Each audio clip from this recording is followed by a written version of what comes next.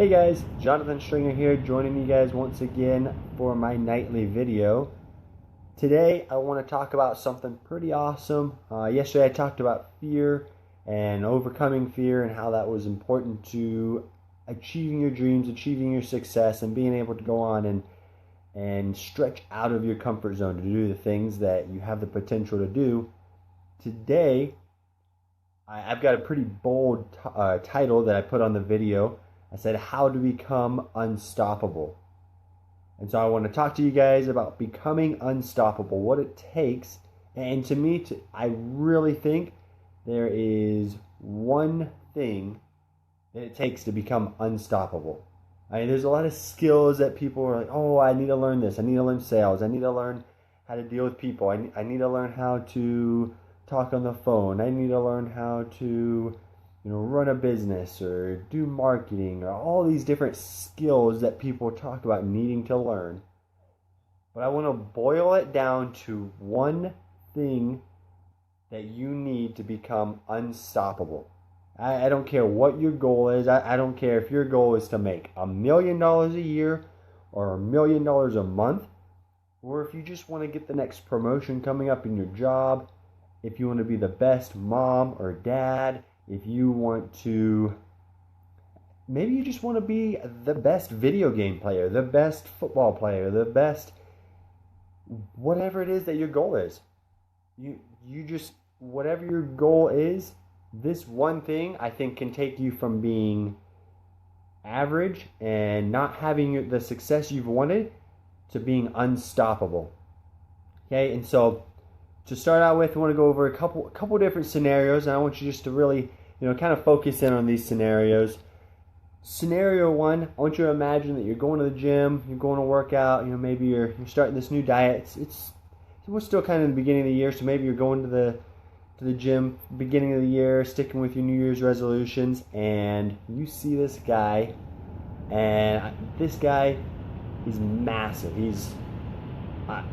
Just picture in your mind Ronnie Coleman. If any of you guys know who Ronnie Coleman is, look him up.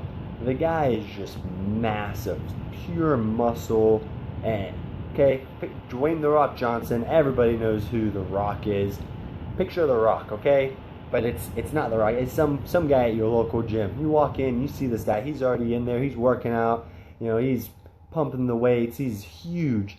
And you're like, oh, okay, that's cool. That's cool. That guy's working out. You go through your workout, and you're in there for an hour. You go, you do your warm up, you do your everything. You get done an hour later, as you're walking out, this guy's still in the gym. He's still working out. He's still going hard. And you're like, man, that guy, he's got to be crazy.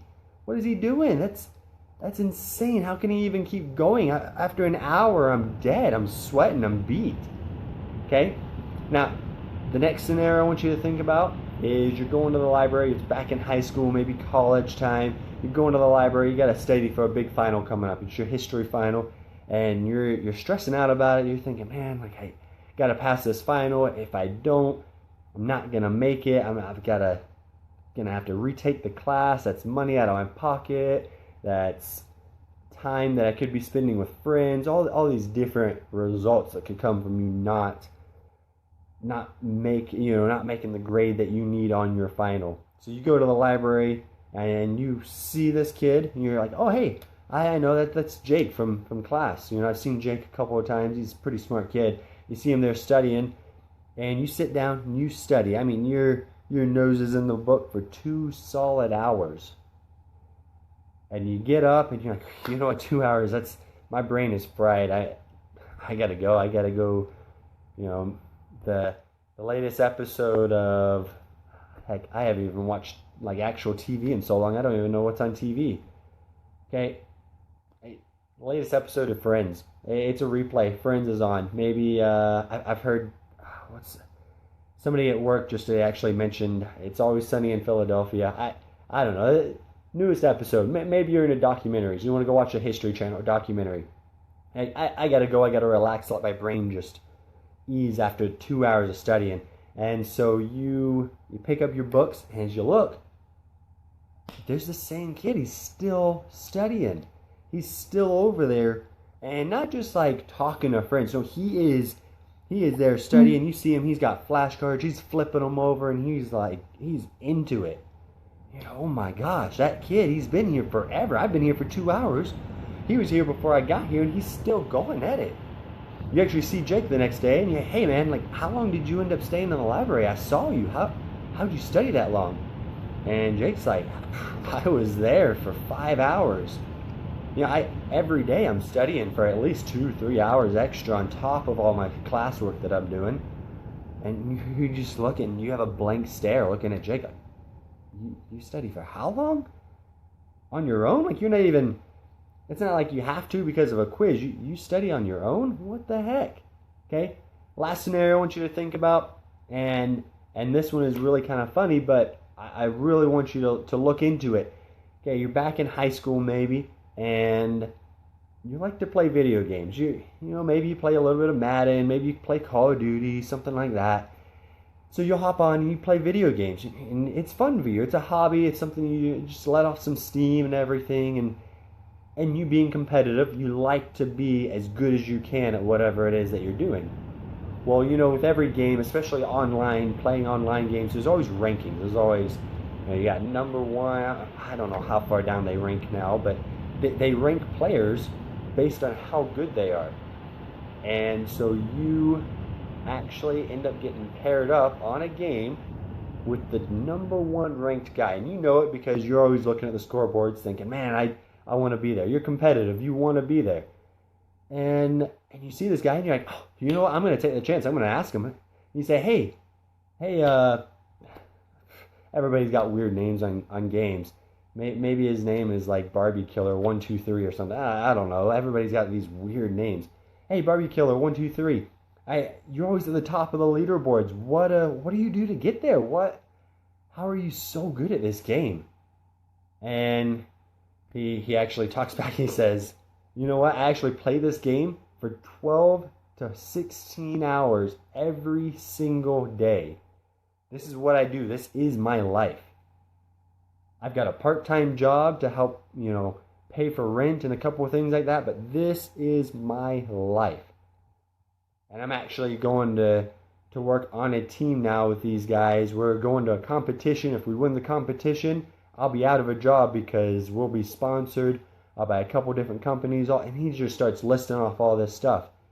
Your mind is still stuck back on the fact that he said he spends 12 to 16 hours playing a video game. And you're sitting there like, oh my gosh, how does somebody devote that much time to something? How do they stay that focused on it? What to you might see it as almost a waste of time, but you're just sitting there, what drives this person to do such a thing? Okay, so I want you guys just to think about those different scenarios. All of them have the same thing in common. Every single person in that scenario is driven. Every single person. Okay, they all have this one thing that I want to talk to you guys about tonight that drives them to do what we see from the outside looking in as insane, as abnormal, as not common. And it causes them to reach results that are mind-boggling. I mean, regardless of where you're at, the guy working out in the gym, if he looks like Dwayne "The Rock" Johnson, he's big. That takes dedication to get that big and that strong. If you're studying that much in school, the kid's got straight A's. He's, valedictorian. He's top of the class. He's doing everything.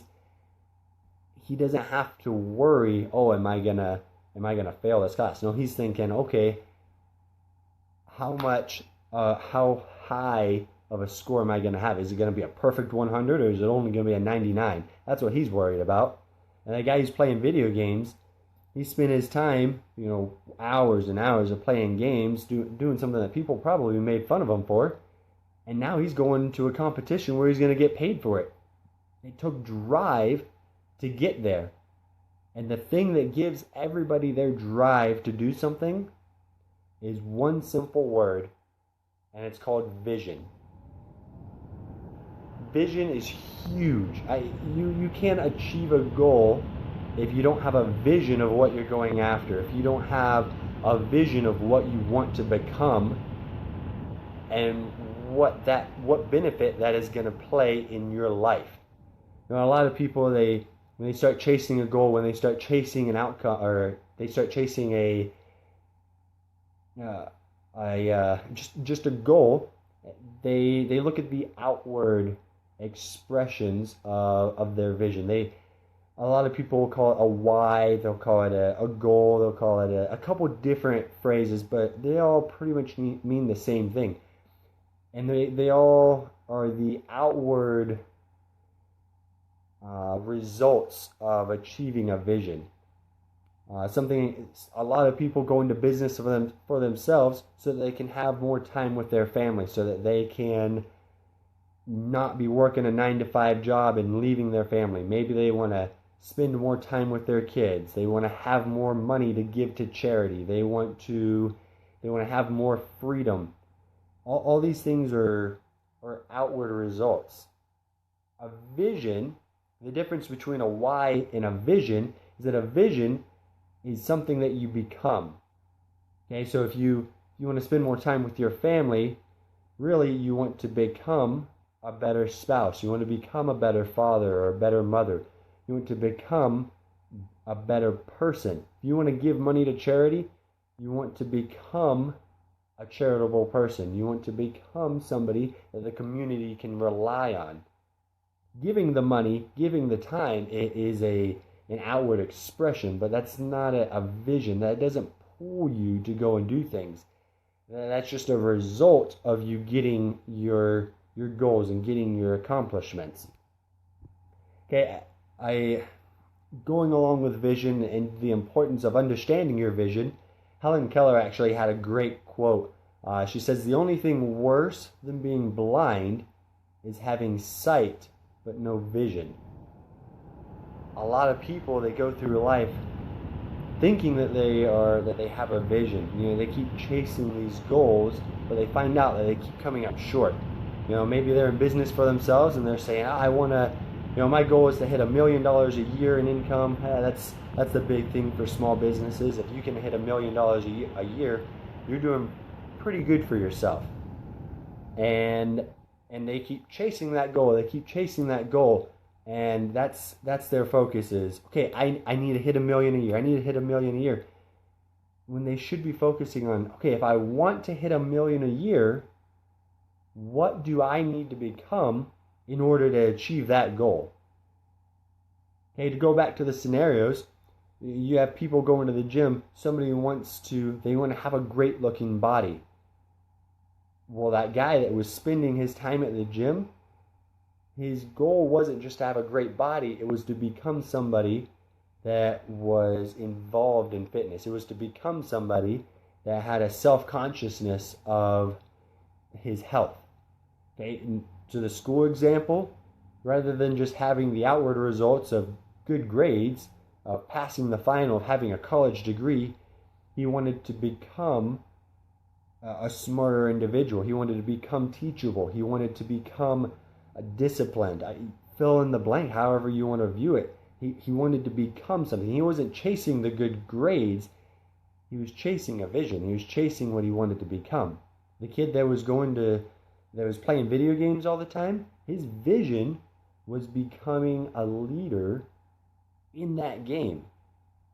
And I know it sounds, I use those three different examples because they're so different. A lot of people view each of those items or each of those accomplishments in a different category, but they all show the importance of vision.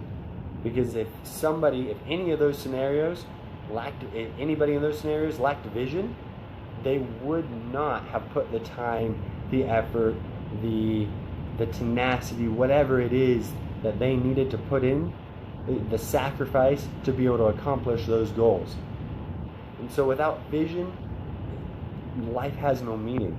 Have you guys ever gone to a job where you show up every day, as soon as you walk in that door, you're counting, 8 more hours. I got 8 hours. 7 hours, 59 minutes. Cannot wait for this day to be over. It's because you're going to the job for the paycheck. You're not going to the job to become anything. You're not going to the job for it, to accomplish any sort of vision. You're showing up there to punch the clock, get your 12, 10, 14, $20 an hour, what $100 an hour, really whatever it is. The pay doesn't matter. You're there for that paycheck. You are just wanting to get that paycheck, check out, go home, and do something else that you love doing. When you love doing something, you have a vision for it. Michael Beckwith, he's a Reverend Michael Beckwith. There we go. Sorry guys, one sec. Doing these videos the past couple nights, I realized something. If I talk too much, my mouth gets very dry. I've never actually had an issue with that before, but for some reason doing it on a video, my mouth just gets dry. Anyways though, so Michael Beckwith, the great Reverend, he's a great motivational speaker. He talks about really helping people transcend their thinking so that they can really think on more of a success-oriented path. He's got a great quote though. He says, "Pain pushes until the vision pulls." Okay, so many times we try to allow pain to push us to the next level. We try to say, oh, I'm studying so I don't fail. I'm working out so I'm not fat, or so I don't have a heart attack. I'm going into business because I hate my job. We allow the pain of something to push us. The problem with that is that eventually our bodies become numb to pain. Okay, I don't know if you go to the gym, you're working out, the very first day, say you go in, it's leg day, you do squats. Anybody's ever done squats after a long break, the next day, 2 days, maybe a week, depending on how long it's been since you worked out, you don't even want to move. You squat down to sit down in a chair, to go to the bathroom, whatever it is, and your legs, you want to chop them off. Okay, but eventually you keep going back, you keep working out, you keep doing it over and over, your body gets used to it. Your body starts to adapt. Where our minds do the same thing. If our pain is pushing us, it'll only push us so long before we start to become numb to that pain. And then we start to lose the steam that we had that was pushing us towards our goals. That's why when people set a goal, I want to hit $1 million a year, at first they're super motivated to get there because they're trying to run away from their lack of something. But if they say, I want to become the type of person that can earn $1 million a year, all of a sudden it goes from the pain pushing them to the vision pulling them. They get up and excited, invigorated, ready to go, because they know they're not chasing just that end of that $1 million, because that's anybody can hit $1 million in income. And I say that, and I know some people are sitting here thinking, I can't hit $1 million. No, anybody can. Really, it's not hard to hit $1 million in income. You have to bring enough value to the marketplace to do it. And that's all about becoming more. Okay, and that's what carries people to their vision. When it's pulling you. You guys ever, it's a common analogy. I don't know if everybody's heard it or not.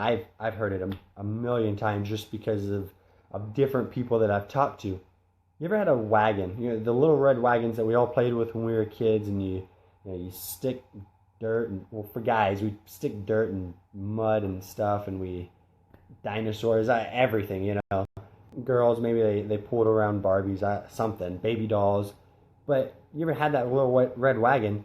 You ever turn it around and try to push it, and how the tongue, you can't push it. You can push it before all of a sudden it turns, goes right off the path, and you're not going anywhere. But as soon as you pull it, it's easy. It was meant to be pulled. It wasn't meant to be pushed. And humans are the same way. We're meant to be pulled towards something greater. We don't want to be pushed away. As soon as we start getting pushed, people instinctively push back. And so we can't always allow pain to push us. because it'll stop working. We have to develop our vision. And in order for you to do that, you have to start thinking in a different way. Stop thinking in the what goal do I want to hit? Start thinking in the who do I need to become to reach this goal? Because if you start thinking that way, if you start thinking about who you need to become in order to reach a goal, your goals are going to start coming a lot easier. You're not going to feel like you're struggling for them as much. You still have to work, don't get me wrong. It's not an end-all solution. It's not, if I make a vision of who I want to become, it's going to be easy. No, you have to work. Any success takes work. But it's so much easier. I'm going to use myself as an example right now. And I don't say any of this to make people feel like, oh, Jonathan thinks he's so good because he does certain things. I want to use it as an example. My goal right now is I want to get into motivational speaking. I want to get into coaching. I want to get into impacting people's lives. I'm also involved in a couple of different ideas for business, things like that. And my goal is to help people. I get up every single morning at 5 a.m. Okay, my wife stays asleep. I get up and I try to be as quiet as I can because I want her to be able to sleep. But I get up on my own. First thing I do is I hop down, do some push-ups, I do some stretching. It's a really simple, light workout, but something to get me active in the morning. Next thing, I'm religious. You may or may not be religious, but I am, and so I read some form of scripture, some form of religious text in the morning. Okay, if you're not religious and you're thinking about doing something similar to this, you could do like a success book, maybe a leadership book, something like that. Just something that your mind starts to be awakened and engaged in. You start to really wake up your mind so it starts to think more. Okay, and after that, that's when I dive into a couple of different activities. I try to reach out to at least 10 people every day. I try to find something in common. I just want to connect with them. I want to develop friendships. I want to get to know people. I want to find out, what they're doing, because when I talk to people, I get motivated. I get excited about things that they're doing. If somebody's having success, that's the coolest thing ever to me. Okay, so I go through this rigorous and set in place routine every single day, Monday through Sunday. Doesn't even matter. I wake up Sundays. I won't lie. I sleep in. I get up at about 7 instead of 5. I sleep in 2 hours.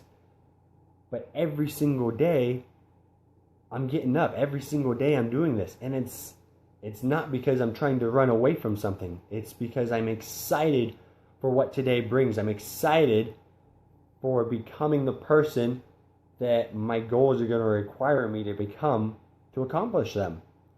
And it's moving. It's something that's so exciting to do.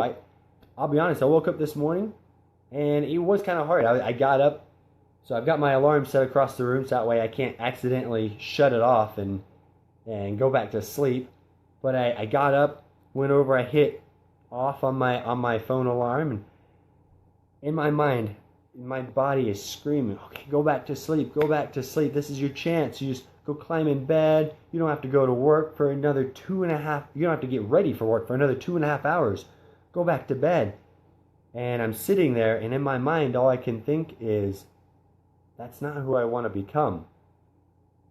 In order to impact people, in order to help you, help anybody that I come in contact with, I've got to keep doing my routine. I've got to keep doing the things that right now, yeah, they're hard, but I've got to do them so that I can help people. And it's going to be the same with your vision. Everybody has something that they're called to do. And I don't mean that in necessarily a religious sense. I mean, everybody has something that drives them. And I don't know what it is for you. Not everybody wants to go into business for themselves. We need some fantastic doctors. Some people are driven to be a doctor. And they're driven to go to school for the 8, 10, 12, 14, whatever years. I couldn't do that. My vision If my vision was to be a doctor, I guess I could, but I could not do that. I'll be honest. It would drive me insane to go to school for that long.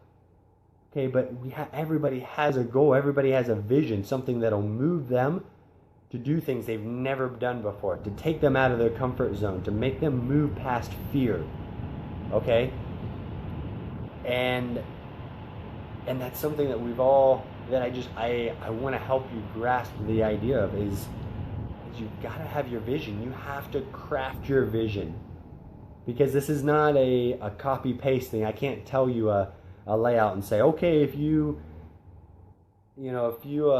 I will blank to become blank. I can't say that's going to be your vision. A vision is specific to everybody, and you've got to find out what it is that moves you. What do you want to accomplish in your life? Okay, what drives you? What just gets you fired up inside that you try to go to bed at night, and if you're thinking about doing this, if you could do it tomorrow, there is no way you could sleep tonight. That's your vision. That's something that excites you. Okay, now chase that. Find out what you need to become to accomplish that goal and chase it relentlessly. If you've got your vision, nothing can stop you. Literally nothing other than yourself. But because you have your vision, you're not even going to stop yourself. Just like when I got up this morning, my body was trying to stop me. But I had my vision, and there is no way I was going to compromise and let myself down. There was no way I was going to let other people down, the people that I'm meant to impact. There was no way I was going to let them down. A vision will pull you. Don't be stuck going through this life with sight but no vision. Just like Helen Keller said, all of us can see other people accomplishing things. We can see the potential that we have. But have the open mind to have a vision as well. Don't just see your potential. Go after it. Go after it and attack it with everything that you have. Okay, guys, that's what I have for you tonight. Vision. Just really chase it. Go after it and make something of your life, whatever that is. If that's something that you want to talk about, if you need somebody to help you stay accountable to it, if you want somebody just to talk about with it, shoot me a PM, drop me a comment, whatever it is. I want to help you. I don't care what it is that you're trying to accomplish. Really, whatever it is. Just let me know if you want my help. If not, reach out to somebody. Everybody wants to help somebody. And you just need to find the right person that's going to help you. If you guys like this video, like it, share it. Let me know in the comments. Like the video. I mean, whatever it is that you want. Shoot me a PM if you're like, oh, I don't want my friends to know that I was listening to Jonathan talk about having a vision and he sounded kind of weird. Whatever it is, just shoot me a PM. Be like, hey, that was a great video. Thanks for sharing. Thanks for taking time out of your night to share. But thank you guys for joining, for watching. It was great to see everybody hopping on the comments and everything as well. Hope you guys got a lot of value out of this. Have a great night. And one last thing. So I know I made this commitment. I'm doing 7 days of videos. Tomorrow being Sunday, I'm actually going to be hanging out with family. So I will not be doing a video tomorrow. I will, however, be doing one Monday. And so I'll be picking it right back up. It's not stopping the 7-day process at all. I'm just going to be hanging out with family. And that's that's my one day. I am go Monday through Saturday. Sunday is my day for family. So, no offense, guys, but I am going to be taking 1 day off, or 1 day break. I'll see you guys again on Monday. Can't wait to hear how I helped everybody out. Bye-bye.